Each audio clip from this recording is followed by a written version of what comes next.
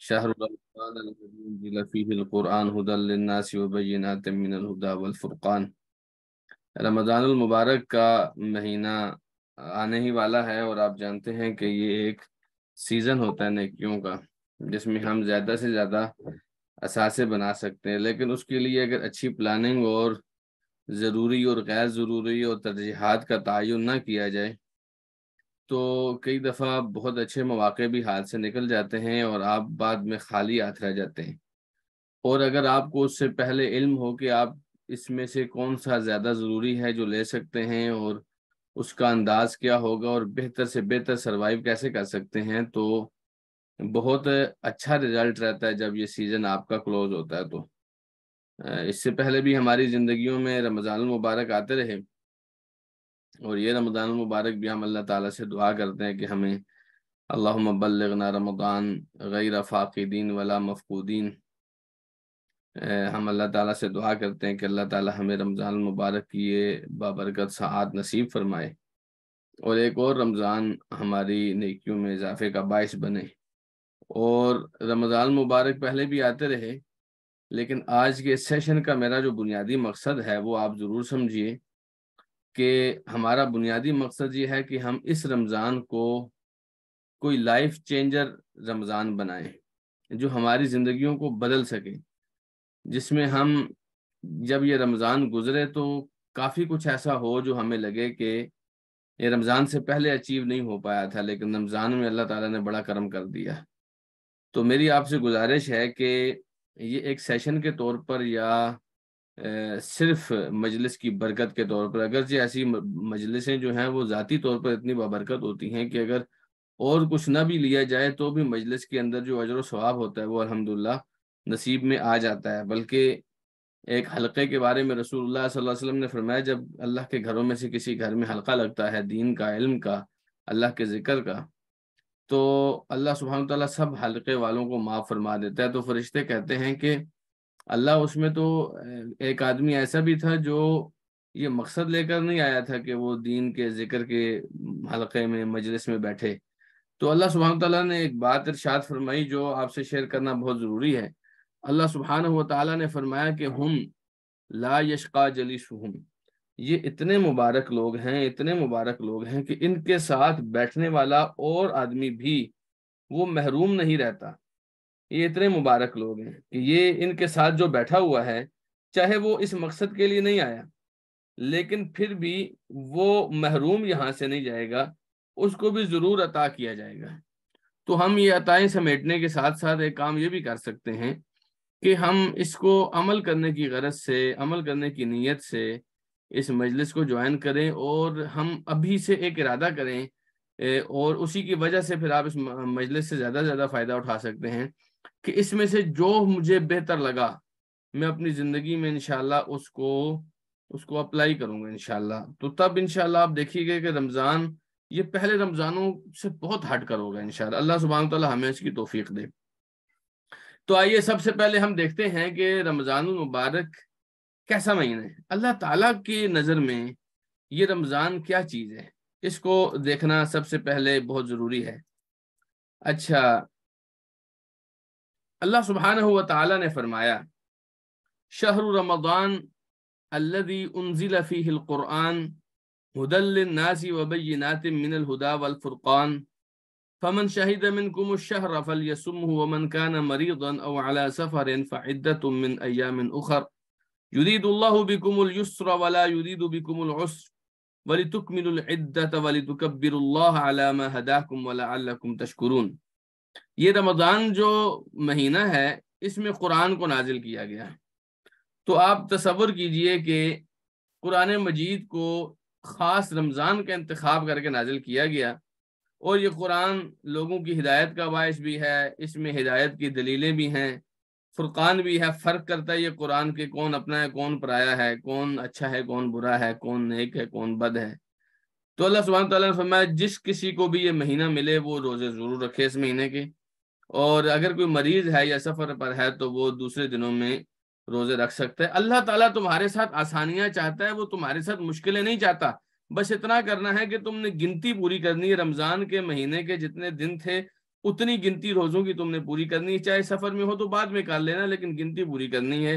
اور اللہ سبحانہ تعالیٰ نے یہ جو تمہاری رہنمائی کی ہے، اتنا ببرکت مہینہ تھا اور لوگوں کو اس کا نہیں پتا تھا، تمہیں اللہ تعالیٰ نے جو اس مہینے پر لگایا ہے، تو اللہ تعالیٰ کی تکبیرات بھی بیان کرو تاکہ تم اللہ سبحانہ تعالیٰ کا شکر بھی ادا کر سکو۔ تو اس رمضان کی فضیلت میں سب سے بیسک چیز یہ ہے کہ رمضان اور قرآن یہ آپس میں جزو لا ینفک ہیں۔ اللہ تعالیٰ نے رمضان کو قرآن کے ساتھ اور قرآن کو رمضان کے ساتھ جوڑ دیا ہے۔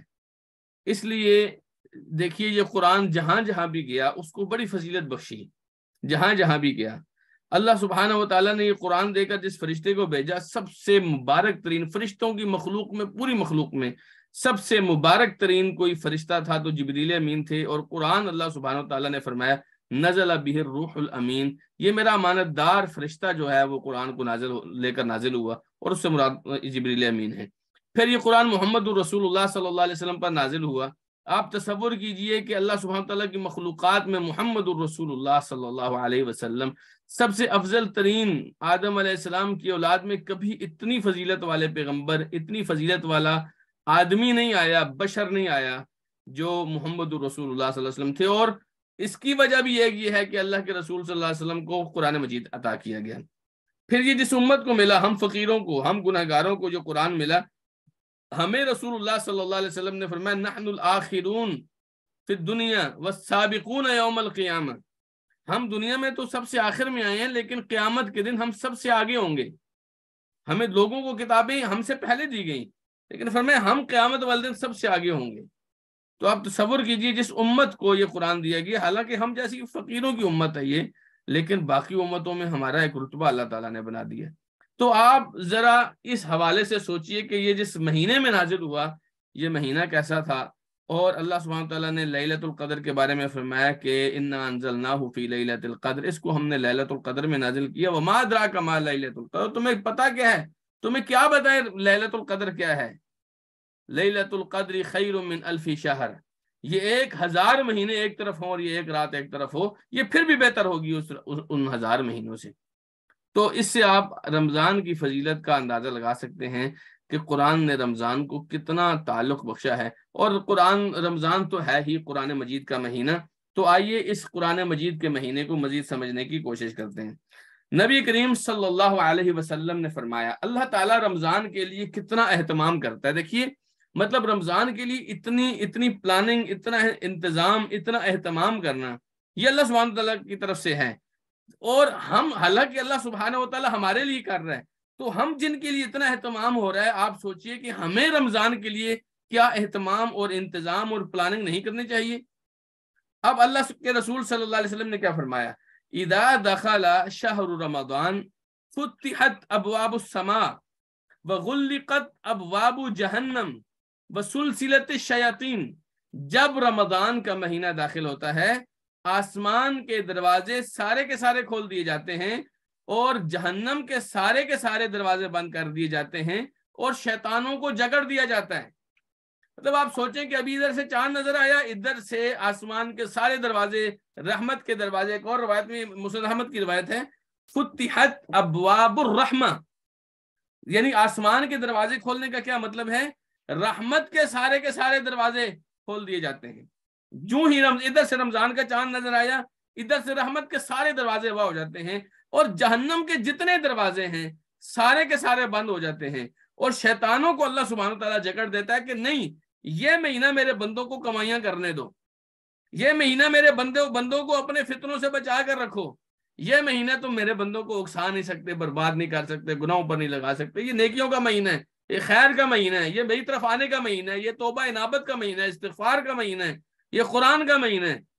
تو اللہ سبحانہ تعالیٰ شیطانوں کو مکمل طور پر جکڑ دیتے ہیں، رحمت کے دروازے، آسمان کے دروازے اس رمضان کے مہینے میں کھل جاتے ہیں۔ بلکہ رسول اللہ صلی اللہ علیہ وسلم کی سنن ترمذی کی حدیث آپ کو مزید کلیئر کرے گی۔ رسول اللہ صلی اللہ علیہ وسلم نے فرمایا اذا کان اول لیلۃ من شہر رمضان، جب رمضان کے مہینے کی پہلی رات ہوتی ہے نا جی، بالکل پہلی رات، تو صفدت الشیاطین، شیطانوں کو جکڑ دیا جاتا ہے، ومردت الجن، اور سرکش جنوں کو جکڑ دیا جاتا ہے، شیطانوں کو اور سرکش جنوں کو جکڑ دیا جاتا ہے، وغلقت ابواب النار، اور جہنم کا جو کے دروازے ہیں وہ بند کر دیے جاتے ہیں۔ غلقت کا جو لفظ ہے اس کا معنی یہ ہے کہ اچھے طریقے سے بند کر دیے جاتے ہیں۔ فلم یفتح منہا باب، ان جہنم کے دروازوں میں سے ایک دروازہ بھی کھلا نہیں چھوڑا جاتا، ایک دروازہ بھی ایسا نہیں ہوتا جو کھلا نہیں چھوڑا جاتا۔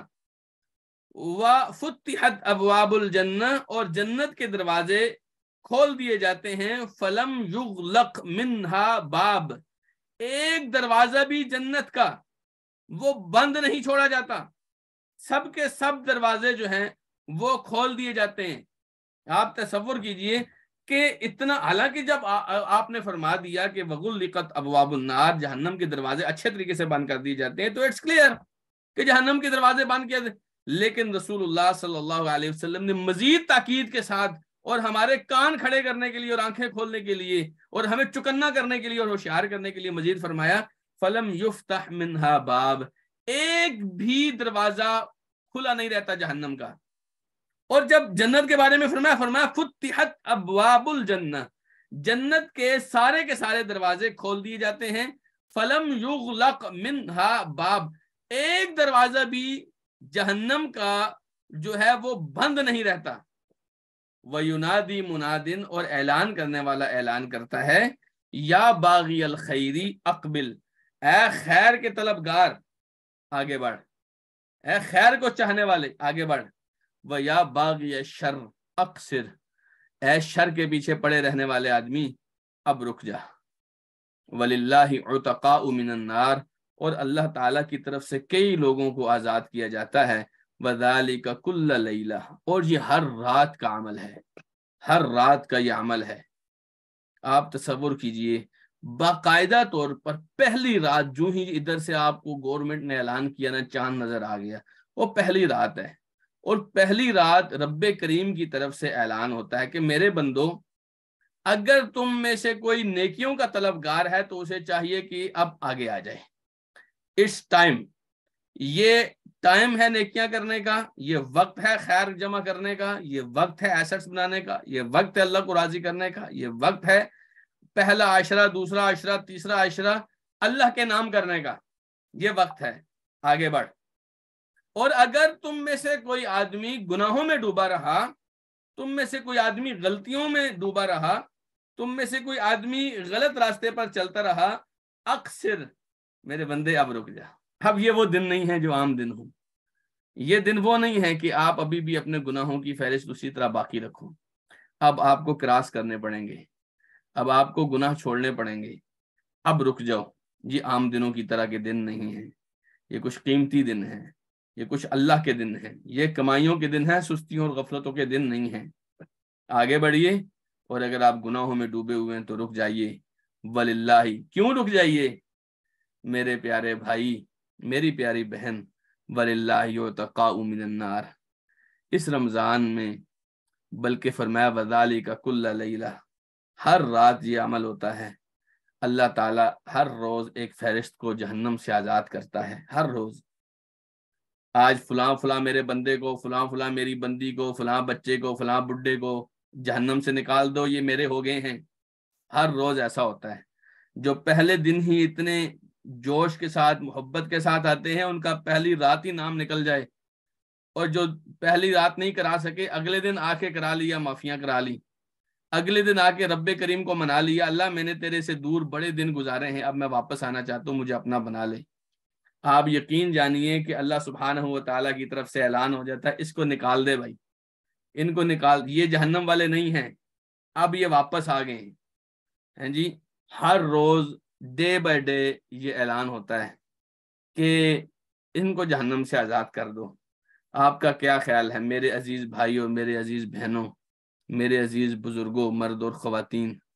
آپ کا کیا خیال ہے وہ رات کتنی عظیم رات ہوگی جب پہلی رات ہو، دوسری رات ہو، تیسری رات ہو، 20ویں رات ہو، 25ویں رات ہو، 27ویں رات ہو، 29ویں رات ہو؟ کوئی تو ایسی رات ہو اس رمضان میں، کوئی ایک رات ہو جس رات رب کریم میری ایفرٹس دیکھ کر، میری کوششیں دیکھ کر، میری میری محبت دیکھ کر، میری انابت، میرا جذبہ دیکھ کر رب کریم راضی ہو جائے اور فرشتوں سے کہہ دے اس فقیر کا بھی نکال دو نام، اس فقیر کو نکال دو، اللہ تعالی ہم سب کا نام نکال دے۔ اللہ سبحانہ و تعالی پہلی رات ہی ہم سب کو جہنم سے آزاد کر دے۔ یقین جانیے آپ کا رمضان کام پہ لگ جائے گا اگر ایسا اعلان ہو گیا تو ہم یہ آج کا سیشن کر ہی اس لیے دیں کہ رب کریم کے سامنے کچھ ایسا پیش کر سکیں، اللہ ہمارے گناہ تو تیرے پاس آتا ہی رہے نا، روزانہ کے حساب سے تیرے پاس کھاتے آتے رہے گناہوں کے، لیکن اس رمضان ہم کچھ نیکیاں کر کے تیرے پاس بھیجنا چاہتے ہیں تاکہ تو راضی ہو جائے۔ ناراض تو ہم نے کیا ہی ہے، بہت سارا سال ہی کیا ہے ناراض، اور یقین جانیے اگر اللہ سبحانہ تعالیٰ ہم سے راضی ہو گیا آپ کی زندگی کام پہ لگ جائے گی۔ اللہ تعالیٰ مجھے اور آپ کو اس کی توفیق دے۔ تو بی ریڈی، آئیے آگے چلتے ہیں۔ رسول اللہ صلی اللہ علیہ وسلم نے اس بخشش کے مختلف انداز بتائے ہیں، مختلف انداز، ایک نہیں تو دوسرا، دوسرا نہیں تو تیسرا۔ آپ ذرا دیکھیے ان حدیث پر ذرا غور کیجیے۔ نبی کریم صلی اللہ علیہ وسلم نے فرمایا، سب صحیح بخاری کی حدیثیں ہیں، نبی کریم صلی اللہ علیہ وسلم نے فرمایا من صام رمضان ایمانا واحتسابا غفر له ما تقدم من ذنبه، جس نے رمضان کے روزے رکھے ایمان کی حالت میں اور اجر کی امید لے کر، اس کے اس سے پہلے کے جتنے گناہ ہوں گے سب معاف کر دیے جائیں گے۔ آپ نے کچھ بھی کیا، کچھ بھی کیا ہے، اگر آپ نے رمضان کے روزے رکھے، ہاں شرط ایک ہے، شرط یہ ہے کہ آپ ایمان والے ہونے چاہیے، مشرک کافر بد کردار نہیں ہونے چاہیے، ایمان والے یعنی مشرک بندہ نہ ہو، کافر بندہ نہ ہو، توحید والا ہونا چاہیے۔ اور احتساباً ایک بات یہ ہے کہ آپ نے اللہ سے اجر لینے کے لیے روزے رکھنے ہیں، کسی کو دکھانے کے لیے، امی کے کہنے پر، ابو کی ڈانٹ کی وجہ سے، سوسائٹی کی وجہ سے، سہیلیاں ساری رکھ رہی ہیں تو میں کیوں نہ رکھوں، ہیں جی، ان اغراض کی وجہ سے آپ کی نیکی نہیں ہے۔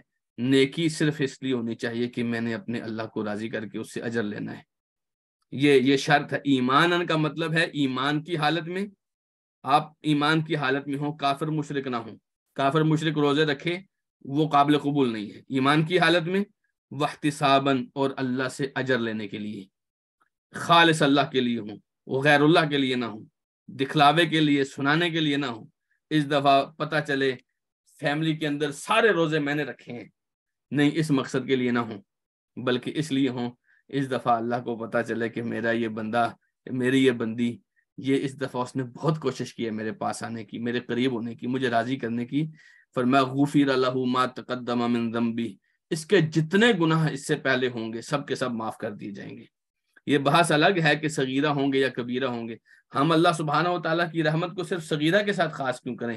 ہم اپنے اللہ سے دعا کرتے ہیں اللہ ہمارے روزے قبول کر کے کبیرہ کبیرہ بھی معاف کر دیں، اور یقین جانی اللہ سبحانہ و تعالیٰ سے کوئی پوچھنے والا نہیں اللہ تو نے اس کے کبیرہ کیوں معاف کر دیے، یہ یقین جانی ہے۔ بس آپ کا اپنے رب کو منانے کا ایک انداز ہونا چاہیے، اس کے بعد رب کریم مان جاتا ہے، اس میں کوئی شک کی بات نہیں۔ تو پہلا، آپ اگر سارے کے سارے رمضان کے روزے رکھیں، کوشش کریں، شاید کوئی کمزوری ہو، شاید کوئی بیماری ہو، اگر آپ سے ممکن ہے، پاسبل ہے، سارے روزے رکھیں تو ڈو اٹ، ضرور کیجئے، یہ دن ہے کمائیوں کے۔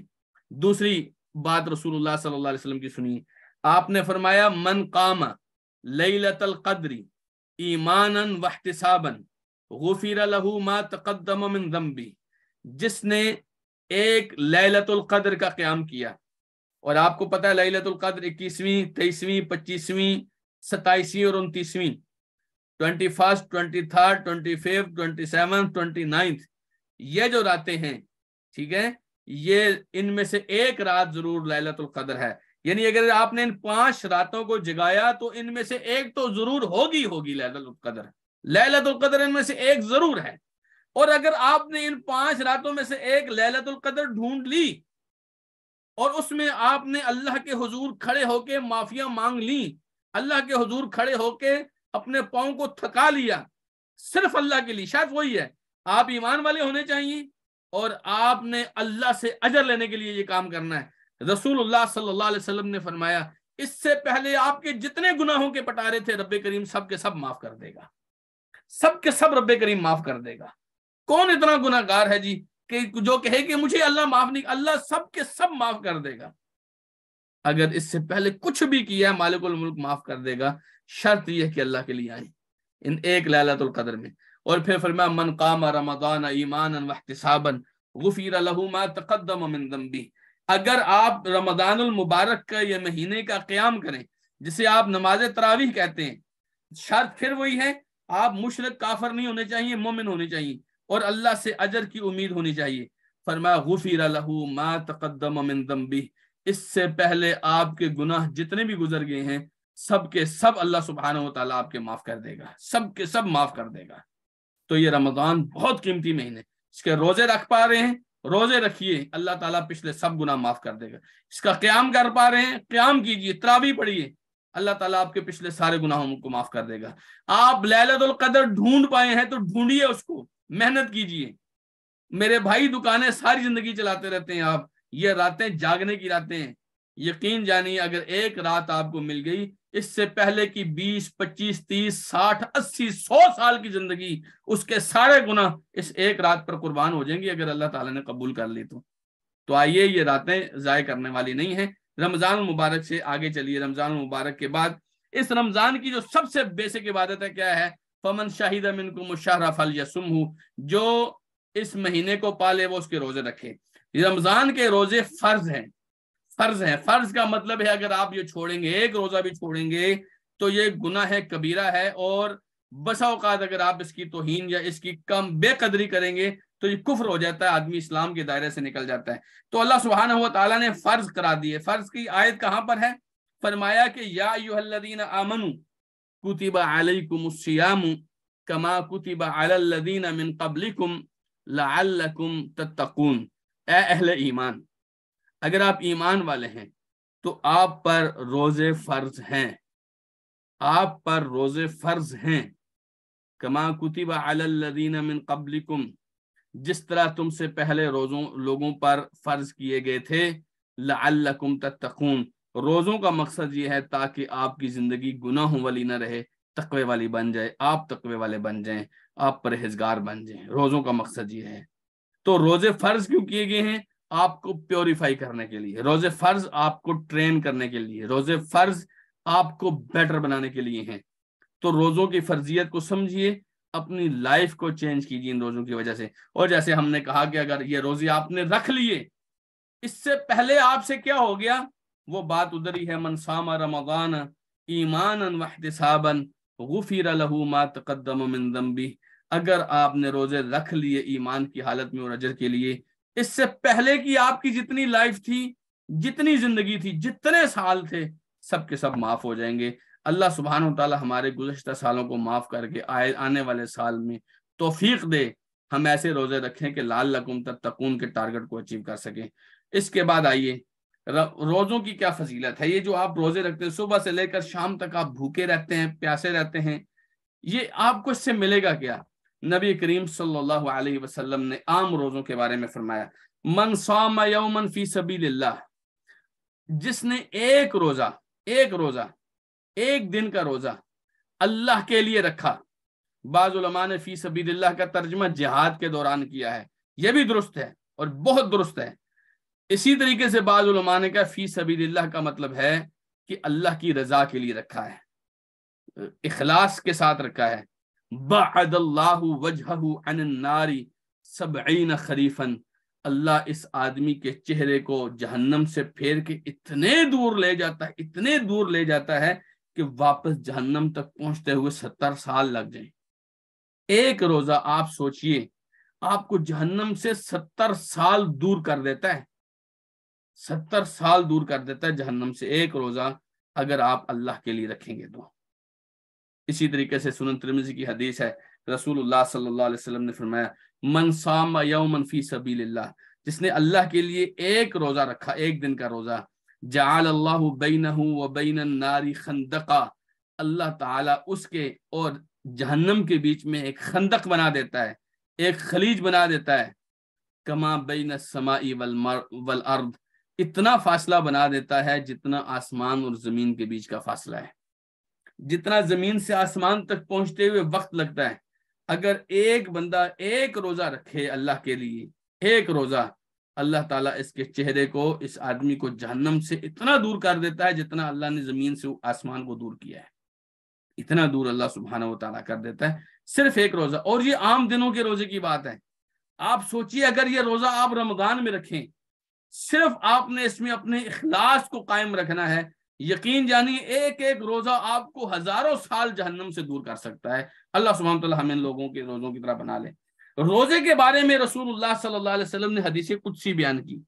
آپ نے فرمایا کہ اللہ تعالیٰ فرماتا ہے, فرشتوں سے اللہ سبحانہ و تعالیٰ فرماتا ہے وَالصَّوْمُ لِي, دیکھو باقی اعمال کا تو تم اجر لکھو گے کہ اس نے یہ عمل کیا تو اس کا اتنا بنتا ہے, یہ عمل کیا تو اس کا اتنا بنتا ہے. اتنا یاد رکھنا وَالصَّوْمُ لِي, یہ روزہ میرے لیے ہے, روزہ میرے لیے ہے. وَأَنَا أَجْزِي بِهِ, اور اس کا اجر میں دوں گا. یہ روزہ میرے لیے ہے, اس کا اجر میں دوں گا. وَلَخَلُوفُ فَمِ الصَّائِمِ أَطْيَبُ عِنْدَ اللَّهِ مِنْ رِيحِ الْمِسْكِ, اور روزے دار کی منہ سے جو بو آتی ہے اللہ کو کستوری سے زیادہ پسند ہے.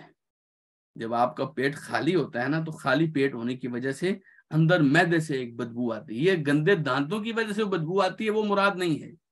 یاد رکھیے, دانت صاف نہ کرنے کی وجہ سے منہ سے بدبو آتی ہے. لہسن پیاز ادرک کھانے, لہسن پیاز یا کوئی بدبودار چیز یا سگریٹ پینے کی وجہ سے جو بدبو آتی ہے وہ مراد نہیں ہے. یہاں مراد روزہ رکھنے کی وجہ سے جو آپ کو بھوک لگتی ہے اور اس کی وجہ سے آپ کے منہ سے جو بدبو آتی ہے.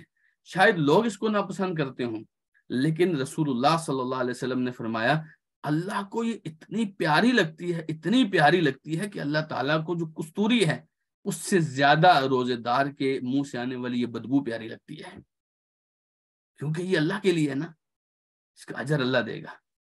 اللہ سبحانہ وتعالیٰ کیوں دے گا؟ مسند احمد کی حدیث ہے, فرمایا انہو یدر طعامہ وشرابہ من اجلی فالصوم لی وانا اجزی بہ, اس نے اپنا کھانا چھوڑا. یہ چاہتا تو چھپ کے بھی کھا سکتا تھا, کسی کو کیا پتا چلتا ہے کہ اس کا روزہ ہے کہ نہیں ہے. چاہتا تو چھپ کے بھی پی سکتا تھا. آپ تصور کیجئے ایک روزے دار آدمی جب وضو کرتا ہے اپنے منہ میں پانی ڈال کر ایک قطرہ اندر حلق کے اندر نہیں لے کے جاتا. کیوں؟ کیونکہ اللہ کے لیے چھوڑا ہوا ہے. نہیں, اللہ کی طرف سے اجازت نہیں ہے, اللہ سبحانہ و تعالیٰ ناراض ہو جائے گا. ایک قطرہ اپنے حلق کے اندر نہیں ڈالتا ہے. اس سے زیادہ کیا اخلاص کی بات ہوگی. فرمایا کہ فرشتوں یہ اجر تم نے نہیں لکھنا, روزے والا تم نے نہیں لکھنا. فالصوم لی, یہ میری وجہ سے کر رہا ہے نا, یہ میرا ہے, روزہ میرا ہے. وانا اجزی بہ, اس کا اجر, اس کا ثواب, اس کا بدلہ میں دوں گا. اس کی جزا کیا بنتی ہے یہ تمہیں نہیں پتا. یہ کھاتا اس کا ڈائریکٹ میرے ساتھ ہے, یہ میں دوں گا. تو روزہ اتنی قیمتی چیز ہے, اللہ سبحانہ تعالیٰ نے یہ ڈائریکٹ اپنے لیے رکھا ہوا ہے کہ میرے اس بندے کو میں دوں گا. اور آپ یہ حدیث ذرا ملاحظہ کیجیے, آپ کو پچھلی والی حدیث زیادہ بہتر انداز میں سمجھ آئے گی. نبی کریم صلی اللہ علیہ وسلم نے فرمایا للصائم فرحتان, روزے دار کو دو خوشیاں نصیب ہوتی ہیں. فرحت عند فطرہ وفرحت عند لقاء ربہ, ایک خوشی اس کو تب ملتی ہے جب یہ افطار کرتا ہے. جب آپ سارا دن بھوکے پیاسے رہنے کے بعد شام کے وقت دسترخوان پہ بیٹھتے ہیں اور اذان ہوتی ہے اور اس وقت آپ جو کھجور اٹھا کے کھاتے ہیں یا پانی پیتے ہیں, یقین جانیے آپ کبھی اس کو محسوس کر کے دیکھیے, آپ کے دل میں ایک خاص قسم کا اطمینان اور خاص قسم کی خوشی آتی ہے, جیسے آپ ایک بہت بڑی ذمہ داری کو آپ نے اچیو کیا ہے. الحمدللہ, اس خوشی کو اللہ سبحانہ وتعالیٰ نے بڑی قیمت دی ہے. فرحت عند فطرہ, ایک جب یہ افطار کرتا ہے تو اس کو خوشی نصیب ہوتی ہے. وفرحت عند لقاء ربہ, اور ایک خوشی اس کو تب نصیب ہوتی ہے جب یہ اپنے رب سے ملاقات کرتا ہے. ایک خوشی اس کو تب نصیب ہوتی ہے. تو آپ تصور کیجئے کہ دو خوشیاں ہیں, ایک جب آپ افطار کر رہے ہیں اور ایک جب آپ رب سے ملاقات کریں. وہ جو پچھلی حدیث میں آیا ہے کہ یہ اس کا اجر میں دوں گا, آپ سوچئے کہ ایک آدمی اللہ کے لیے روزے رکھ کر گیا ہے اور قیامت کے دن جب اللہ کریم سے ملاقات ہو رہی ہے اس کے کھاتے میں فرشتوں نے روزہ تو لکھا تھا لیکن روزے کا اجر نہیں لکھا تھا, اور آج اللہ سبحانہ و تعالیٰ تنہائی میں اکیلے میں اس کو اجر سے بھر کے واپس کر دے, تو کتنا خوش ہوگا یہ آدمی. جہاں پر ایک ایک نیکی کے لیے لوگ پیٹ رہے ہوں گے, یوم یفر المرء من اخیہ, جب بھائی بھائی سے بھاگ رہا ہوگا, وہاں اس کو ایک روزے کا اللہ تعالیٰ اجر دے دے, اتنا اجر دے دے کہ یہ واپس اپنا کھاتا بھر کے لے کے جائے, کتنا خوش ہوگا. بس یہ خوشی سب کو نصیب کرے اللہ تعالیٰ. ایک اور حدیث میں رسول اللہ صلی اللہ علیہ وسلم نے فرمایا الصوم جنۃ، الصوم جن، روزہ ڈھال ہے، روزہ ڈھال ہے۔ کیسی ڈھال ہے؟ مسند احمد کی حدیث میں فرمایا الصیام جنۃ من النار کجنۃ احدکم من القتال، یہ جہنم کے اگینسٹ، جہنم کے مقابلے میں آپ کے لیے ایسی ڈھال ہے جیسے لڑائی کے دوران تم تلوار سے بچنے کے لیے اپنی ڈھال استعمال کرتے ہو نا، کور استعمال کرتے ہو، یہ تمہارے لیے روزہ بالکل اسی طرح ہے، یہ جہنم کی آگ کے اگینسٹ تمہارے لیے ڈھال ہے۔ تو یہ اتنا بہترین، اتنی بہترین عبادت ہے یہ روزہ، اللہ سبحانہ وتعالی ہمیں نصیب کرے۔ رجاء بن حیوہ حضرت ابو امامہ رضی اللہ تعالیٰ عنہ سے بیان کرتے ہیں، ابو امامہ رضی اللہ عنہ کہتے ہیں میں نے ایک دن رسول اللہ صلی اللہ علیہ وسلم سے عرض کی مرنی بعمل ادخل به الجنہ او نحو ذلک، اللہ کے رسول مجھے کوئی ایسا عمل بتلائیے جس کی وجہ سے میں جنت میں چلا جاؤں، ایسا کوئی عمل بتائیے۔ تو رسول اللہ صلی اللہ علیہ وسلم نے فرمایا علیک بالصوم فانہ لا مثل له، روزے رکھا کرو کیونکہ اس جیسا کوئی بھی نہیں ہے۔ انہوں نے پوچھا نا مجھے ایسا کوئی عمل بتائیے جس سے میں جنت میں چلا جاؤں، آپ نے فرمایا روزہ رکھا کرو کیونکہ اس جیسا کوئی بھی نہیں ہے۔ حضرت رجاء جنہوں نے یہ حدیث بیان کی تابعی تھے، وہ بیان کرتے ہیں فکان ابو امامہ لا یری فی بیتہ دخان نہارا، ابو امامہ کے گھر میں دن کے وقت کبھی ہم نے دھواں نہیں دیکھا، کبھی چولہا جلتا ہوا نہیں نظر آیا، الا اذا نزل به ضیف، سوائے اس دن جس دن کوئی مہمان آیا ہو تو پھر جلا لیتے تھے چولہا، لوگوں کو تھوڑی بتاتے تھے کہ ہمارا روزہ ہے، پھر جلا لیتے تھے۔ لیکن عام دنوں میں ابو امامہ کے گھر میں دن کے وقت کوئی کبھی چولہا جلتے ہوئے ہم نے نہیں دیکھا۔ تو ایک روٹین تھی ان کی، اللہ تعالیٰ نے ان کو ایسا کر دیا تھا۔ مسند احمد کی حدیث ہے، نبی کریم صلی اللہ علیہ وسلم نے فرمایا الصیام والقرآن یشفعان للعبد یوم القیامہ، یہ روزے اور یہ قرآن قیامت کے دن بندے کی سفارش کریں گے۔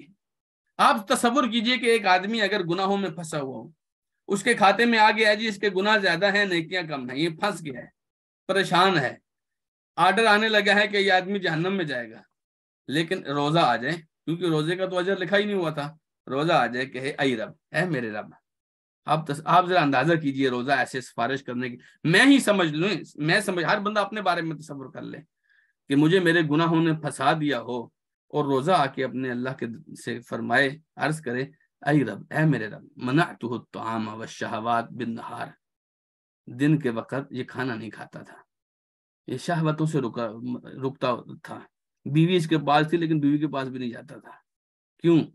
میری وجہ سے، منعتہ، میں نے روکا تھا اس کو، روزہ تھا اس کا، فشفعنی فیہ، اللہ تو اس کے حق میں میری سفارش قبول کر لے، مان جا۔ پھر قرآن آئے گا، کہے گا منعتہ النوم باللیل، اللہ رات کے وقت میں نے اس کو سونے سے روکا تھا۔ کئی دفعہ نا تراویح پڑھتے پڑھتے آنکھیں بوجھل ہو جاتی ہیں، جھٹکے لگ رہے ہوتے ہیں، پھر بھی آدمی کہتا ہے نہیں میں نے پوری کر کے جانی ہے۔ یقین جانی آپ اس بات کو یہ تھکاوٹیں اللہ تعالیٰ بھولتا تھوڑی ہے کہ تھکاوٹیں ہو گئی ہیں تو چلو یہ تھک گیا تھا جی، یہ کون سی عبادت ہے تھک جاتا ہے، میرے دربار میں آتا ہے تو تھک جاتا ہے، نہیں۔ قرآن آ کر کہے گا منعتہ النوم باللیل، اللہ اس کا بھی دل کرتا تھا سو جائے، سارا دن دکان پہ ہوتا تھا، شام کو تراویحیں پڑھتا تھا لیکن سوتا نہیں تھا، کیوں؟ اللہ میرے سننے کے لیے پارا پورا کرنا ہے، امام کے پیچھے پوری پڑھنی ہے نا، فشفعنی فی، میری سفارش قبول کر لے۔ رسول اللہ صلی اللہ علیہ وسلم نے فرمایا فیشفعان، اللہ ان دونوں کی سن لے گا اور وہ آدمی جو پھنسا ہوا ہوگا اس کو چھوڑ دے گا اللہ تعالیٰ، اس روزے کی وجہ سے، اس قرآن کی وجہ سے۔ تو یہ عام عبادت نہیں جی روزہ، اس کو اہمیت دیجیے۔ اس دفعہ کے روزے آپ کے کچھ الگ سے ہونے چاہیے، اس دفعہ کے روزے آپ کو کچھ دے کر جائیں، یہ جب روزے گزرے نا آپ کو ایک خاص قسم کا اطمینان ہو کہ الحمدللہ یہ وہ روزے تھے جو مجھے ہلکا کر گئے، مجھے ایک اندر سے میری روح کو پاک کر گئے۔ حضرت سہل ابن سعد الساعدی رضی اللہ تعالیٰ نبی کریم صلی اللہ علیہ وسلم سے بیان کرتے ہیں، آپ نے فرمایا ان فی الجنت بابا یقال له الریان، جنت میں ایک دروازہ اللہ نے خاص رکھا ہے جس کا نام ریان ہے، یدخل منہ الصائمون یوم القیامہ، اس دروازے سے قیامت کے دن روزے رکھنے والے جائیں گے، لا يدخل منہ احد غیرہم، اس دروازے سے روزے داروں کے علاوہ اور کسی کو اجازت نہیں ہوگی داخل ہونے کی، اور کوئی نہیں جائے گا، صرف روزے دار جائیں گے۔ یقال این الصائمون، اعلان ہوگا قیامت کے دن یہ روزے والے کہاں ہیں؟ فیقومون، وہ اٹھیں گے ہم ہیں، لا يدخل منہ احد غیرہم، فرمایا رسول اللہ صلی اللہ علیہ وسلم نے وہی جائیں گے، ان کے علاوہ کوئی اندر نہیں جائے گا۔ فَإِذَا دَخَلُوا أُغْلِقَ فَلَمْ يَدْخُلْ مِنْهُ أَحَدٌ، جب روزے والے سارے اندر چلے جائیں گے جنت کے، پھر وہ دروازہ بند ہو جائے گا، پھر اس دروازے سے اندر اور کوئی نہیں جا سکے گا۔ آپ تصور کیجئے کہ جنت کے 8 دروازے، ان 8 میں سے ایک الریان ہے۔ ریان کا مطلب ہے رجا ہوا، خوب رجا ہوا۔ یہ جو لوگ دنیا میں اللہ کے لیے بھوکے رہتے تھے، خوب رج جائیں گے ادھر، جی سیر ہو جائیں گے ادھر انشاءاللہ العزیز۔ جعلنا اللہ وإیاکم منہم، اللہ مجھے اور آپ کو ان میں سے شامل کرے۔ فرمایا اعلان ہوگا کہ یہ روزے دار کہاں ہیں، تو روزے دار کھڑے ہوں گے کہ ہم ہیں، ان کے لیے دروازہ کھولا جائے گا کہ یہ تمہارا دروازہ ہے، جاؤ اندر۔ وہ اس دروازے سے داخل ہوں گے۔ فرمایا اتنا اسپیشل دروازہ ہوگا کہ جو ہی وہ اندر سارے داخل ہو جائیں گے تو پیچھے سے بند ہو جائے گا۔ اب کسی نیو کمر کو اندر اور جانے کی اجازت نہیں ہے، کیونکہ روزے داروں کا وہ دروازہ تھا۔ اتنا اہتمام اللہ تعالیٰ نے روزے داروں کے لیے کیا۔ پھر روزے داروں کو بھی تو کچھ چاہیے نا کہ ہم بھی اپنے اللہ کے لیے، اپنے روزوں کے لیے کچھ اہتمام کریں۔ تو روزہ رکھنا یاد رکھیے فرض ہے۔ کس پر فرض ہے؟ ہر مسلمان عاقل بالغ آدمی پر فرض ہے، جب وہ مسافر نہ ہو، صحت مند ہو، ٹھیک ہے، تو اس کے اوپر روزہ فرض ہے۔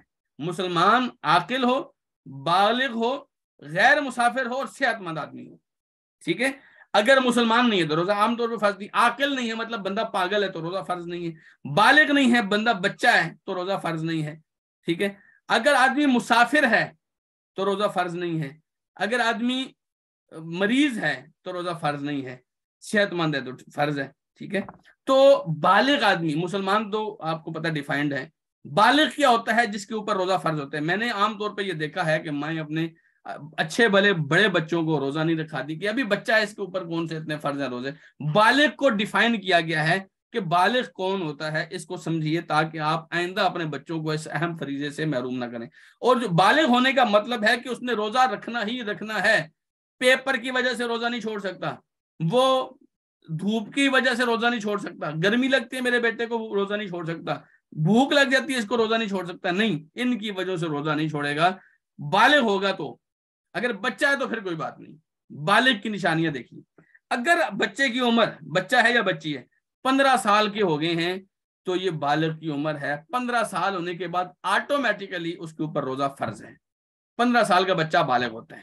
دوسری نشانی، بچے کے زیر ناف بال آگے ہیں، مرد ہے یا عورت ہے، اس کی ناف کے نیچے جو شرمگاہ پر بال ہوتے ہیں، اگر وہ آگے ہیں بچہ بالغ ہے، چاہے وہ 15 سال کا نہیں بھی ہوا تو بھی بچہ بالغ ہے، ٹھیک ہے۔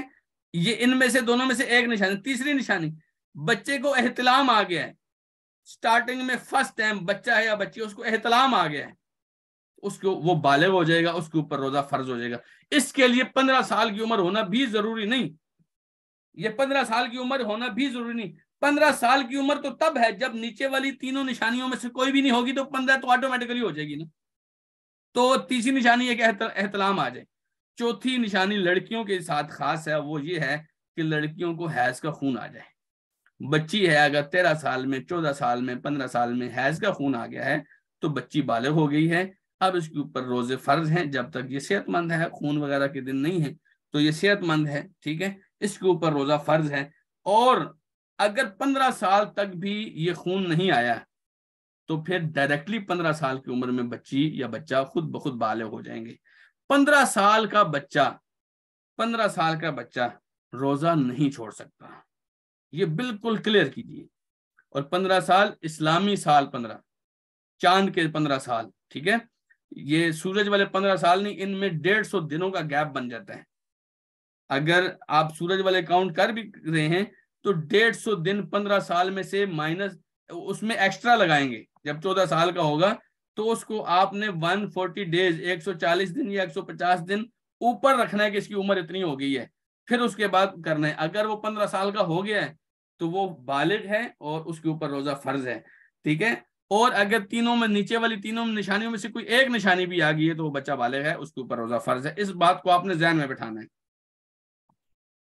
اچھا، اگر آپ نے روزہ نہیں رکھا، ٹھیک ہے، روزہ توڑ دیا، تو اللہ سبحانہ و تعالیٰ کی طرف سے بہت زیادہ شدید وعید ہے۔ نبی کریم صلی اللہ علیہ وسلم نے فرمایا، جب آپ کو معراج کرائے گی، آپ نے فرمایا ثم انطلقا بی، 2 فرشتے مجھے لے کے گئے، فَإِذَا قَوْمٌ مُعَلَّقُونَ بِعَرَاقِبِهِمْ، وہاں لوگ کنڈیوں کے بل، اپنی ٹھوڑیوں کے بل جو ہے وہ لٹکے ہوئے تھے.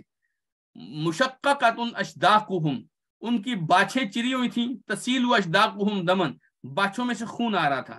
باچھیں یہ جو آپ کے منہ کی دونوں سائڈز ہوتی ہیں وہ بالکل چری ہوئی تھیں اور ان کے اندر سے خون آ رہا تھا. فرمایا قلت من ہؤلاء، میں نے کہا یہ کون لوگ ہیں؟ تو لوگوں نے بتایا ہؤلاء الذین یفطرون قبل تحلۃ صومہم، یہ وقت سے پہلے روزہ توڑ دیتے تھے، یہ وقت سے پہلے روزہ توڑ دیتے تھے، یہ وہ لوگ ہیں. تو آپ تصور کیجئے کہ اگر وقت سے پہلے روزہ توڑنے والے کا یہ انجام ہے، شاید وہ بھوک لگنے کی وجہ سے توڑتا ہو، تھوڑی بہت بھوک لگی تو توڑ دیا ہے، مذاق سمجھا ہوا ہے نا، تو ایسے کرتا ہو. تو جو آدمی روزہ سٹارٹ میں رکھتا ہی نہیں ہے، سرے سے روزہ نہیں رکھتا، آپ تصور کریں اس کا کیا حکم ہوگا. تو جان بوجھ کر روزہ توڑا نہیں جا سکتا. جان بوجھ کر روزہ توڑنے والے آدمی کو توبہ استغفار کرنی چاہیے، اس نے بہت بڑا کبیرہ گناہ کیا ہے. روزہ چھوڑنے والا آدمی زانی شرابی سے بڑا گناہ گار ہے، یہ بات یاد رکھیے. روزہ توڑنے والا آدمی زانی شرابی بدکار آدمی سے، سود خور سے بڑا گناہ گار ہے. اس بات کو آپ نے ذہن میں رکھنا ہے. جان بوجھ کر روزہ توڑنے والا آدمی وہ توبہ و استغفار کرے گا. اگر اس جان بوجھ کر کھا رہا ہے، پی رہا ہے، موج مستی کر رہا ہے تو یہ استغفار کرے گا. لیکن اگر آدمی سے رہا نہیں گیا، اس نے اپنی بیوی سے ہم بستری کر لی، آدمی نے اپنی بیوی سے ہم بستری کر لی، روزہ تو پھر بھی ٹوٹ گیا. لیکن اس صورت میں اس کو ایک جرمانہ لگایا گیا ہے، کفارہ لگایا گیا ہے، جس کے بعد وہ آزاد ہو سکتا ہے. کفارہ کیا ہے کہ سب سے پہلے اس نے ایک غلام کو آزاد کرنا ہے. اس ٹائم غلاموں کا دور تھا، غلام آزاد کیے جاتے تھے، تو اس نے کرنا ہے. اگر روزہ اس نے چھوڑ دیا ہے یا توڑ دیا ہے تو ایک غلام آزاد کرے گا. یعنی توڑ دیا سے مراد بیوی سے ہم بستری کر لی ہے تو ایک غلام آزاد کرے گا. اب غلاموں کا دور نہیں ہے، اس وقت بھی اگر کسی کے پاس استطاعت نہیں، کیونکہ غلام ایک بھاری قیمت کے ہوتے تھے، تو پھر کیا کرنا ہے، آپ نے 2 مہینے کے لگاتار روزے رکھنے ہیں. 2 مہینے کے لگاتار. اگر آپ طاقتور ہیں تو آپ کو اس کا کفارہ دینے پڑے گا. 2 مہینے کے لگاتار آپ نے روزے رکھنے ہیں. اور اگر آدمی طاقتور نہیں ہے، وہ 2 مہینے کے لگاتار روزے نہیں رکھ سکتا، تو پھر تیسرا اس کا علاج یہ ہے کہ 60 مسکینوں کو آپ نے 30 سا کھانا کھلانا ہے. 1 سا یعنی کہ 1.5 کلو کے قریب بنتا ہے. 1.5 کلو کے قریب گندم وغیرہ 1 سا بنتی ہے، تو 30 سا آپ نے اتنی خرچ کی آپ نے تقریباً جو ہے وہ کسی کو کھانا کھلانا ہے. مطلب آپ 60 مسکینوں کو افطاری کرا دیں، 60 مسکینوں کو کھانا کھلا دیں، سحری کرا دیں، تو یہ کفایت کر جائے گا.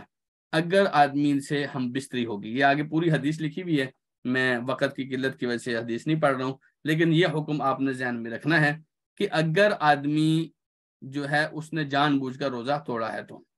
اچھا، اب آئیے مسافر یا مریض کے متعلق. اللہ تعالیٰ نے فرمایا نا ایام معدودات، یہ دیکھو چند گنتی کے دن ہیں، 29 ہیں یا 30 ہیں، بس اتنے سے دن ہیں. فمن کان منکم مریضا او علی سفر فعدۃ من ایام اخر، تم میں سے پھر جو مریض ہو یا سفر میں ہو تو پھر دوسرے دن میں روزے رکھ لے. ٹھیک ہے، بے شک رمضان کے دنوں میں نہ رکھے، دوسرے دنوں میں رکھ لے. وعلى الذين يطيقونه فدية طعام مسكين فمن تطوع خيرا فهو خير له وان تصوموا خير لكم. اسلام میں شروع کے دور میں یہ حکم تھا کہ اگر آپ روزہ نہ رکھیں اور فدیہ دے دیں تو وہ بھی چلے گا، لیکن فرمایا کہ اگر روزہ رکھو تو بہتر ہے. یہ شروع کے دنوں میں تھا. بعد میں تو اللہ سبحانہ تعالیٰ نے فرمایا کہ فمن شہید منکم الشہر فلیصمہ، جو رمضان کے مہینے میں آتا ہے اس کو روزہ رکھنا پڑے گا. بعد میں تو رمضان کے روزے فرض ہو گئے نا. پہلے یہ تھا کہ اگر آپ روزے نہیں رکھتے اور فدیہ دے دیتے ہیں تو گزارا چلتا ہے. لیکن ہم کیا پڑھنے لگے، ہم پڑھنے لگے مسافر. اگر آپ مسافر ہیں، مطلب آپ اپنے شہر سے کہیں ایسی جگہ گئے ہیں جہاں آپ کے لیے روزہ رکھنا مشکل ہو رہا ہے، تو کوئی بات نہیں. آپ نے کیا کرنا ہے، اگر آپ مسافر ہیں یا اسی طرح آپ عارضی مریض ہیں، عارضی مریض مطلب بخار ہے آپ کو، تو بخار میں آپ روزہ توڑ سکتے ہیں. آپ کا اللہ نہ کرے کوئی ایکسیڈنٹ وغیرہ ہو گیا ہے، کوئی چوٹ وغیرہ آئی ہے، تو آپ وہ روزہ توڑ سکتے ہیں، کوئی بات نہیں ہے. کوئی ہاتھ جل گیا ہے، کچھ ایسا ہو گیا ہے کہ آپ روزہ توڑ سکتے ہیں. عورت کو ماہواری کے ایام آئے ہیں تو وہ تو لامحالہ طور پر توڑ دے گی. ٹھیک ہے، ایسے ہی الٹیاں وغیرہ، پیٹ کی خرابی ایسی ہوگی ہے جس کی وجہ سے آپ کو ٹرپ لگانی پڑ رہی ہے، روزہ توڑنا پڑ رہا ہے، روزہ توڑ سکتے ہیں. یہ عارضی بیماری ہیں. ٹھیک ہے، ان عارضی بیماریوں میں آپ نے کیا کرنا ہے، جو ہی آپ اس سے تندرست ہوں گے آپ نے روزہ رکھ لینا ہے. یہ اس کو کہتے ہیں قضا. آپ نے اس روزے کی قضا دینی ہے. کچھ بیماریاں ایسی ہوتی ہیں جو لگاتار چلتی رہتی ہیں، جیسے شوگر کا کوئی پیشنٹ ہے، وہ ٹھیک نہیں ہو رہا ہوتا، یا کوئی آدمی اس لیول کا بوڑھا ہو گیا کہ اس کے لیے روزہ بالکل مناسب ہی نہیں رہ رہا، ٹھیک ہے، یا عورت ہے، حاملہ عورت ہے، اس کے پیٹ میں بچہ ہے، پھر بچہ ہوتا ہے، پھر نفاس کے دن، پھر اس کے دودھ پلانے کے دن مشکل ہو رہی ہوتی ہے، تو یہ جو لوگ ہیں یہ روزے کی بجائے فدیہ دے دیں تو ان کی طرف سے کفایت کر جائے گا۔ عارضی مریض، حیض اور نفاس والی عورت اور مسافر یہ قضا دیں گے، یہ روزہ رکھیں گے، ان کے پاس اور کوئی آپشن نہیں ہے۔ لیکن دائمی مریض، سخت بوڑھا، حاملہ عورت یا دودھ پلانے والی عورت جو دودھ پلاتے ہوئے تکلیف محسوس کرتی، اگر تکلیف نہیں محسوس کرتی تو کوئی بات نہیں، اگر تکلیف محسوس کرتی ہے تو پھر آپ روزے کی بجائے ایک مسکین کو کھانا کھلائیں گے۔ کسی ایک مسکین سے مراد مسکین ہو، اپنے کزنز کی دعوت کر لینا اس میں شامل نہیں ہے، کسی محلے کے بندے کو بلا لینا وہ شامل نہیں، مسکین غریب آدمی کی آپ نے کیا کرنی ہے، اس کو کھانا کھلانا ہے، وہی جو آپ خود کھاتے ہیں اس کو کھانا کھلانا ہے۔ ایک روزے کے بدلے ایک ہے، 30 روزوں کے بدلے 30 دفعہ ہے، یا 30 مسکین ہے، اور 29 روزوں کے بدلے میں 29 ہیں، یہ جتنے بھی ہیں یہ آپ نے ایسے کرنا ہے انشاءاللہ۔ اچھا، روزے کے احکام کے متعلق، اب روزہ سٹارٹ کہاں سے ہوتا ہے؟ آپ کا سحری سے۔ سحری میں ایک دعا کی جاتی ہے، وہ بصوم غد نویت من شہر رمضان، یہ دعا بدعت ہے، اس دعا کا قرآن اور حدیث سے کوئی ثبوت نہیں ہے، اور یہ دعا کے الفاظ بھی درست نہیں ہیں۔ سحری کی فضیلت نبی کریم صلی اللہ علیہ وسلم نے فرمائی ہے، تسحروا فإن فی السحور سحور برکہ، سحری کیا کرو، سحری کیا کرو۔ بعض حدیث میں تو آپ نے فرمایا اگر کچھ بھی کھانے کا دل نہیں کر رہا تو پانی پی لو، لیکن سحری کیا کرو، کیونکہ سحری میں برکت ہے۔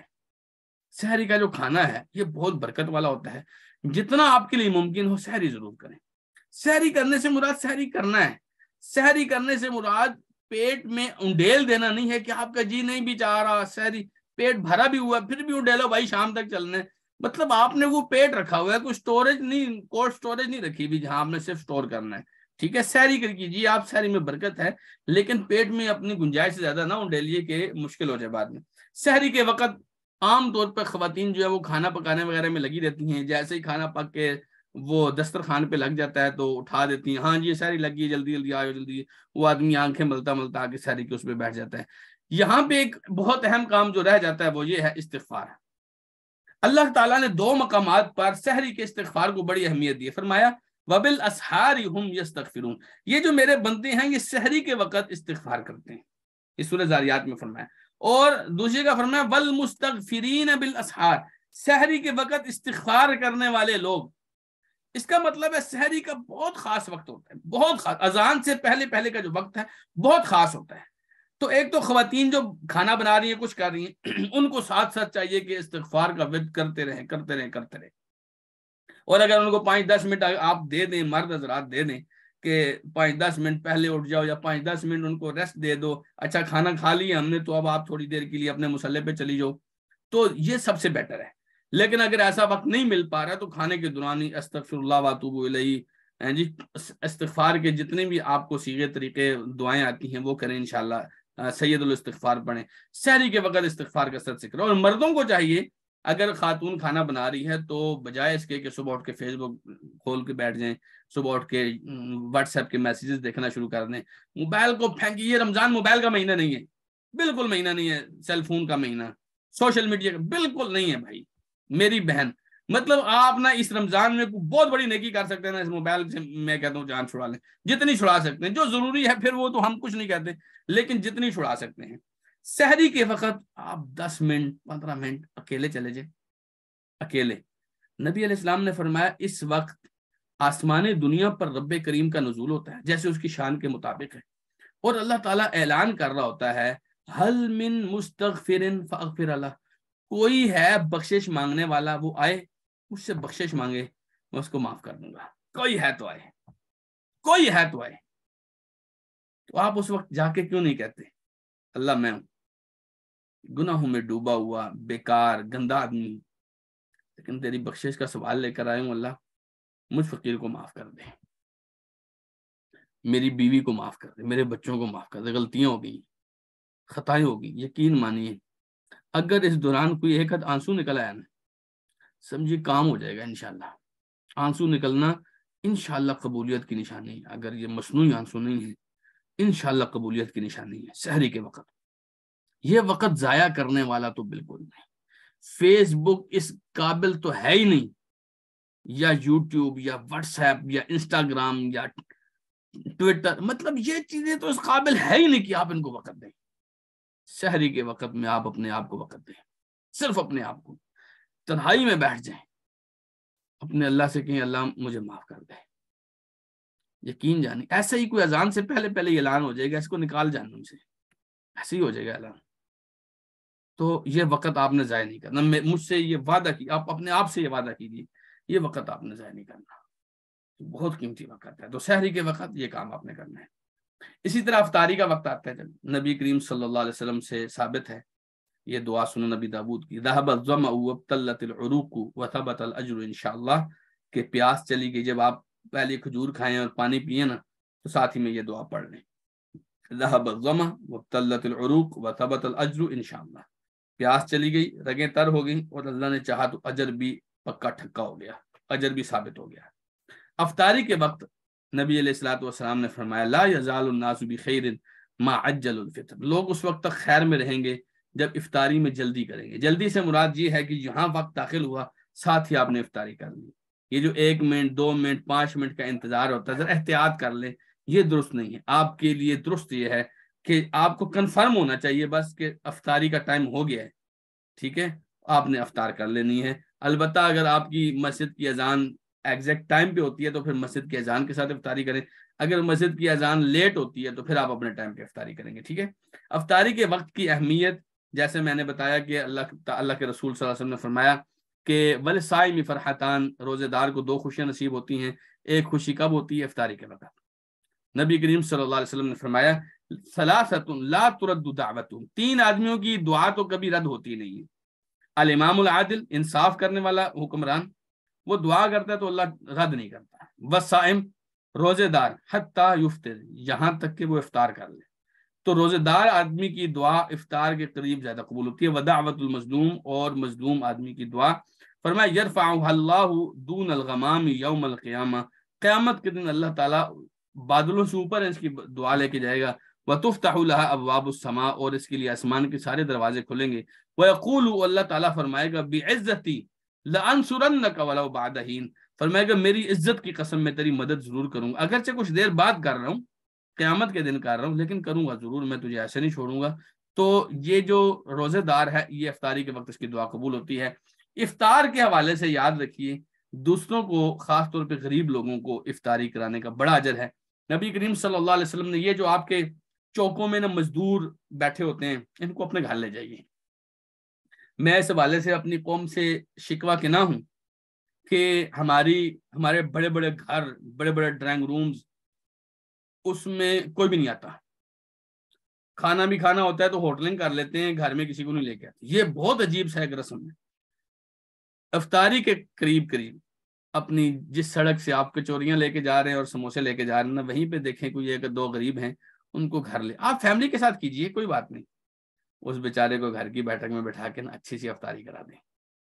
یقین جانیے آپ تو اچھے بھلے سحری کر کے آپ نے افطاری، اس نے پتہ نہیں بھوکے پیٹ کی ہوگی، اس کا اجر آپ ذرا چیک کیجیے، اس کو کتنا اجر ملے گا، اور اگر آپ اس کو افطاری کرائیں گے تو نبی کریم صلی اللہ علیہ وسلم نے فرمایا من فطر صائما کان له مثل اجرہ غیر انہ لا ينقص من اجر الصائم شیئا، جس نے کسی روزے دار آدمی کو روزہ کھلوایا اس کو اس کے روزے کے برابر اجر ملے گا، حالانکہ اس کو بھی کم نہیں ملے گا، اس کے اجر میں سے کوئی کمی نہیں ہوگی، لیکن جتنا اس کو ملے گا وہ سارے کا سارا اس کو ملے گا، کیونکہ اس نے اس کو افطاری کرائی تھی۔ تو جہاں آپ رشتہ داروں کی کراتے ہیں، بالکل یہ تو ہمارے یعنی صلہ رحمی کا ایک حصہ ہے کہ ہم رشتہ داروں کو، کزنس کو، دوستوں کو، احباب کو بلائیں، اس میں کوئی ایسی شک کی بات نہیں ہے، اور اس کے لیے اہتمام کرے اگر آپ کو اللہ نے وسعت دی، اچھا تکلف کے بغیر جتنا اہتمام ہو سکتا ہے وہ کرے، لیکن افطاری ضرور کریں، ان غریبوں کا حق ضرور دیں۔ یہ لوگ بہت مشکل سے، اور جو آج کل پاکستان میں دن چل رہے ہیں، آپ مجھ سے پوچھئے کہ بڑی غربت ہے، بہت مشکل ہو جاتا ہے، کئی دفعہ لوگ فروٹ کھا نہیں پاتے ہیں، تو آپ اگر ان کو بلا کر گھر میں افطاری کر لیں، چلیں اور کچھ نہیں، روزانہ گھر میں تھوڑی بہت جو چیزیں بنتی ہیں، کوئی محلے میں 2-4 گھروں کو آپ ہائی لائٹ کر کے رکھیں کہ ان کے گھر میں میں نے ایک دن اس کے گھر بھیجنی ہے، دوسرے دن اس کے گھر بھیجنی ہے، تو آپ کا کچھ بھی نہیں جائے گا، میں یقین جانیے کچھ بھی نہیں جائے گا، لیکن یہ لوگ آپ کو بہت دعائیں دیں گے، بہت دعائیں دیں گے، آپ تصور نہیں کر سکتے کتنی دعائیں دیں گے یہ لوگ۔ یہ غربت کے دن جا رہے ہیں، ان میں آپ نے غریبوں کا حق ضرور رکھنا ہے۔ تو اگر آپ کو کوئی افطاری کے لیے بلائے، جیسے آپ لوگوں کو بلائیں گے تو پھر لازمی بات ہے، ہمارے ہاں تو اصول ہے کہ وہ بھی آپ کو کوئی افطاری کے لیے بلائے تو اس کو دعا دے کے آنی ہے۔ دعا کیا ہے؟ افطر عندکم الصائمون واکل طعامکم الابرار وسلط علیکم الملائکہ۔ یہ میں انشاءاللہ سلائڈز آپ کو دوں گا، آپ دعا یاد بھی کر سکیں گے۔ افطر عندکم الصائمون، اللہ کرے آپ کے گھر میں روزے دار افطاریاں کرتے ہی رہیں، واکل طعامکم الابرار، اور آپ کے کھانے نیک لوگ کھاتے ہی رہیں، وسلط علیکم الملائکہ، اور فرشتے جو ہے آپ کے اوپر درود بھیجیں۔ تو یہاں ایک اور بات میں کرنا چاہوں گا کہ جہاں آپ کی کوشش ہوتی ہے نا فلانا ایم پی اے میرے پاس آ کے، فلانا چیئرمین میرے پاس آ کے افطاری کرے، ہیں جی فلاں بزنس مین میرے پاس آ کے افطاری کرے، وہاں مسجد کے قاری صاحب کو، مسجد کے مولوی صاحب کو، محلے کے کچھ نیک بزرگوں کو بلا کے افطاری کریں۔ نبی علیہ السلام نے فرمایا کہ لا یاکل طعامک الا تقی، آپ کا کھانا ہمیشہ نیک آدمی کھائے، ٹھیک ہے۔ یہ ہو گیا سحری اور افطاری یعنی روزے کے کچھ احکام، اس میں کچھ رہ گیا تو ہم اس کو سوال جواب کی نشست میں کور کر لیں گے۔ اس کے بعد رمضان کی بہت بڑی نیکی جیسے ہم نے بتایا تھا وہ ہے قیام اللیل۔ قیام اللیل کے بارے میں نبی کریم صلی اللہ علیہ وسلم کی حدیث تو آپ کو یاد ہے، من قام رمضان ایمانا واحتسابا غفر له ما تقدم من ذنبه، جو آدمی رمضان کا قیام کرتا ہے ایمان کی حالت میں اور اجر کی نیت سے، اس کے گزشتہ جتنے گناہ ہوتے ہیں معاف ہو جاتے ہیں۔ اور یہ حدیث بھی ہم پڑھ چکے ہیں کہ روزے اور قرآن جو ہے وہ آدمی کی سفارش کریں گے۔ روزہ کہے گا اللہ میں نے اس کو کھانے اور شہوتوں سے روک کے رکھا تھا، تو میری سفارش کے حق میں قبول کر لے۔ قرآن کہے گا اللہ اس کو نیند کے جھٹکے بھی آتے تھے صرف میری وجہ سے کہ میرا سپارہ پورا ہونا چاہیے، میں امام صاحب کے ساتھ جاؤں گا، تو اس کی سفارش میری سفارش کے حق میں قبول کر لے۔ نبی علیہ السلام نے فرمایا دونوں کی سفارش قبول ہو جائے گی۔ یہ بھی حدیث آپ کی ہوگی۔ نبی علیہ الصلوۃ والسلام نے فرمایا یا ایھا الناس، لوگو افشوا السلام، سلام کو عام کرو، واطعموا الطعام، کھانا لوگوں کو کھلایا کرو، وصلوا الارحام، رشتے جوڑ کے رکھو، وصلوا باللیل والناس نیام، رات کو اس وقت جب عام طور پہ لوگ سوئے ہوئے ہوں تب تم نماز پڑھا کرو، تدخلوا الجنت بسلام، جنت میں بڑی سلامتی کے ساتھ داخل ہو جاؤ گے۔ یہ جو رات کا قیام ہے یہ بہت قیمتی ہے، بہت قیمتی قیام ہے۔ شاید وہ حدیث یہاں پر لکھنی رہ گئی ہے، نبی کریم صلی اللہ علیہ وسلم نے فرمایا من قام مع الامام حتی ینصرف، جو امام کے ساتھ قیام کرتا ہے یہاں تک کہ امام واپس چلا جاتا ہے، کتب لہ قیام لیلہ، اس کے لیے پوری رات کے قیام کا اجر لکھا جاتا ہے، پوری رات کے قیام کا اجر اس کے لیے لکھا جاتا ہے۔ تو رمضان المبارک میں آپ خاص طور پر قیام اللیل کریں۔ قیام اللیل ایک بہت قیمتی عبادت ہے جو آپ سے چھوٹنی نہیں چاہیے۔ نبی علیہ الصلوۃ والسلام کی ایک حدیث ہے سنن ترمذی کی، آپ نے فرمایا علیکم بقیام اللیل، لوگو قیام اللیل کے ساتھ جڑ کے رہو، فإنہ دأب الصالحین قبلکم، کیونکہ تم سے پہلے جتنے نیک لوگ آئے ہیں ان کا طریقہ کار رہا ہے یہ قیام اللیل کرنا، وہو قربۃ الی ربکم، اور تمہارے رب کے قریب ہونے کا بڑا بہترین طریقہ ہے یہ، ومغفرۃ للسیئات، اور گناہوں کو معاف کرانے کا بہت بہترین طریقہ ہے، ومنہات للإثم، اور آپ کو گناہوں سے روکنے کا بہت بڑا فارمولہ ہے یہ۔ گناہوں سے مطلب جو آدمی قیام اللیل کرتا ہے اس کے دل میں گناہوں کی چاہت کم ہو جاتی ہے۔ اللہ تعالیٰ نے فرمایا ان ناشئۃ اللیل ہی اشد وطئا واقوم قیلا، سورہ مزمل میں فرمایا جو راتوں کو اٹھنے والے ہوتے ہیں وہ خواہشوں کو زیادہ اچھے طریقے سے کچل پاتے ہیں اور ان کی بات بڑی مضبوط ہوتی ہے۔ جو راتوں کو اٹھنے والے ہوتے ہیں ان کے سامنے خواہشیں ٹک نہیں پاتی، وہ کچل دیتے ہیں اپنی خواہشوں کو اور رب کریم کی رضاؤں کو ترجیح دیتے ہیں۔ تو قیام اللیل آپ کے رمضان کا بہت خاص عمل ہے، کوشش کیجئے افطاری وغیرہ میں کم کھائیے تاکہ قیام اللیل میں بوجھ محسوس نہ ہو اور قیام پورا کریں۔ شروع میں آپ دیکھتے ہیں مسجدیں بھر جاتی ہیں، بعد میں آدھی رہ جاتی ہے، بعد میں 2 صفیں رہ جاتی ہیں اور آخر میں 1 صف رہ جاتی ہے، پھر جب تکمیل ہوتی ہے تو پھر مسجد ڈبل ہوئی ہوتی ہے۔ نہیں، ایسا نہیں، آپ کوشش کریں، اپنی روٹین بنائیں، افطاری میں پانی درمیانہ سے پئیں، کھانا درمیانہ سے کھائیں تاکہ آپ قیام کے لیے کھڑے ہو سکیں۔ قیام کرنے کے بعد آ کے سارے پکوڑے کھا جائیں، کوئی ایشو نہیں ہے، اللہ تعالیٰ نے روکا نہیں ہے، لیکن اگر یہ کھانا آپ کے قیام میں، آپ کی عبادتوں میں مخل ہو رہا ہے، بیچ میں رکاوٹ بن رہا ہے، اگر آپ کی باتوں کو ڈسٹرب کر رہا ہے پھر اس کو تھوڑا سا ڈیلے کریں، کھانے کو ڈیلے کریں، قیام کو نہیں، کھانے کو ڈیلے کریں۔ اور امام صرف آپ سے، میں نہیں سمجھتا کہ پاکستان میں کوئی خاص 1-2 مسجدوں کے علاوہ کہیں پہ 1.5 یا 1.25 گھنٹے سے 1.5 گھنٹے سے زیادہ کہیں پہ تراویحیں ہوتی ہیں، مجھے نہیں لگتا۔ اور یہ 1.5 گھنٹہ آپ کے 60 سالوں کے گناہوں کو معاف کرا سکتا ہے، یہ 1.5 گھنٹہ یہ آپ کی 80 سال کی غلطیوں کو معاف کرا سکتا ہے یہ 1.5 گھنٹہ. اس کو ہلکا نہ سمجھیں. اس کے لیے آپ نے کیا کرنا ہے؟ آپ نے پریپیئر ہونا ہے. آپ نے اپنے آپ کو ایسا مضبوط رکھنا ہے. اپنی خواہشوں کو، پکوڑے کی طرف ہاتھ جا رہا ہے تھوڑا سا روک کے، ہے جی، وہ بہت زیادہ 8 گلاس پانی پینے کا دل کر رہا ہے تھوڑا سا روک کے، تاکہ آپ کو قیام کے دوران نیند اتنی نہ آئے، تاکہ آپ پورا کر سکیں نا. اور جب آپ پورا کر، اور یہ بھی طریقہ کار درست نہیں ہے امام رکوع میں جانے لگا ہوتا ہے ڈائریکٹ جا کے ٹھک کر کے رکوع میں، یہ بھی طریقہ کار درست نہیں ہے. قیام کا ایک اپنا وقار ہے، اس کو عزت دیں. یہ آپ کو پوری زندگی کے گناہ معاف کرا سکتا ہے. اللہ سبحانہ تعالی ہمیں توفیق دے. اچھا، قیام اللیل کے بارے میں یہ ایک اختلاف عام طور پہ چلتا ہے کہ کتنی رکعت ہونی چاہیے. حضرت عائشہ صدیقہ رضی اللہ تعالی عنہ کی حدیث بہت پیاری ہے. کہتی ہیں ما کان رسول اللہ صلی اللہ علیہ وسلم یزید فی رمضان ولا فی غیرہ علی 11 رکعتا. نبی کریم صلی اللہ علیہ وسلم رمضان میں یا رمضان میں کے علاوہ 11 رکعت سے زیادہ نہیں پڑھا کرتے تھے. 11 رکعت. لیکن ان 11 رکعت کی کچھ خاص ڈیفینیشن ہے، خاص انداز ہے، وہ بھی حضرت عائشہ نے یہ حدیث میں بیان کیا. کیسے؟ کہتی ہیں یصلی 4، 4 پڑھتے تھے نا. فلا تسل عن حسنہن وطولہن، نہ پوچھ کتنی پیاری، کتنی لمبی ہوتی تھی، نہ پوچھ کتنی خوبصورت اور کتنی طویل ہوتی تھی وہ 4 رکعت. ثم یصلی 4، پھر آپ 4 اور پڑھتے تھے. فلا تسل عن حسنہن وطولہن، نہ پوچھ کتنی زبردست، کتنی لمبی اور کتنی خوبصورت ہوتی تھی. مطلب اتنی تعریف کے ساتھ بیان کرتی ہے. ثم یصلی 3، پھر آپ 3 وتر پڑھا کرتے تھے، 3 اور پڑھتے تھے. تو یہ ٹوٹل 11 رکعت ہیں. اور ایک روایت عام طور پہ پیش کی جاتی ہے موطا امام مالک میں، صحیح سند کے ساتھ روایت دیکھیے ذرا. عن صاحب ابن یزید انہ قال امر عمر بن الخطاب ابی بن الکعب وتمیم الداری ان یقوم للناس ب11 رکعتا.